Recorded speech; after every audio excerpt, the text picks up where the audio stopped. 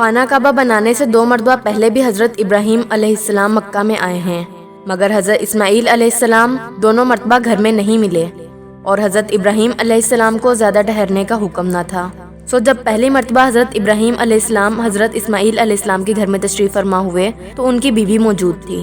حضرت ابراہیم علیہ السلام نے ان کی بیوی سے پوچھا کہ آپ کا گزر کس طرح ہوتا ہے، تو وہ کہنے لگیں کہ بڑی مصیبت میں ہیں۔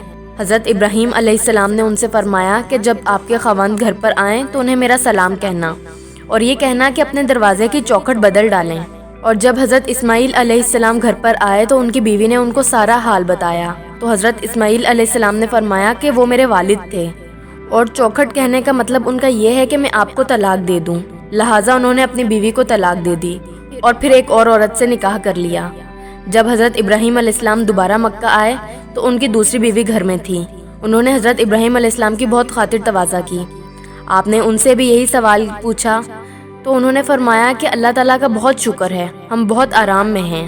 حضرت ابراہیم علیہ السلام نے ان کے لیے دعا کی اور ان سے فرمایا کہ جب آپ کے خاوند گھر میں آئیں تو انہیں میرا سلام کہنا اور یہ کہنا کہ اپنے دروازے کی چوکھٹ کو قائم رکھیں۔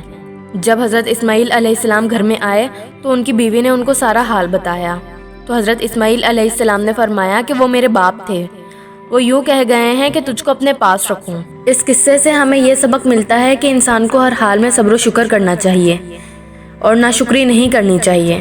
ناشکری کا پھل پہلی بیوی کو کیا ملا کہ ایک نبی بھی ناراض ہوئے اور دوسرے نبی نے اپنے پاس سے الگ کر دیا، اور صبر و شکر کا پھل دوسری بیوی کو کیا ملا کہ ایک نبی نے دعا دی اور دوسرے نبی کی خدمت میں رہنا نصیب ہوا۔ اگر آپ کو ہماری ویڈیو پسند آئی ہے تو اسے لائک، سبسکرائب اور شیئر لازمی کیجیے گا۔